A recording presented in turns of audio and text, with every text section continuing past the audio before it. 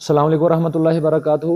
जी, सवाल पूछा गया शरई लिबास के हवाले से कि कौन सा लिबास जो है वो शरीयत में महबूब है, कौन सा रंग और कौन से कलर का लिबास और किस अंदाज का, किस स्टाइल का जो है वो लिबास पहनना शरीयत में महबूब है और पहनना चाहिए। तो इस हवाले से एक उसूली बात याद रखें कि लिबास के हवाले से इस्लाम के अंदर 3 चीज़ें जो हैं वो इंतहाई अहम हैं और वही बुनियाद की हैसियत रखती हैं। सबसे पहली चीज़ जो है कि जो लिबास आप पहनने जा रहे हैं वो लिबास पाक होना चाहिए, पहली शर्त है। दूसरी शर्त ये है कि वो लिबास जो आप पहनने जा रहे हैं वो साफ़ होना चाहिए, यानी पाक हो, साफ़ हो। और तीसरी शर्त ये है कि वो लिबास सातिर हो।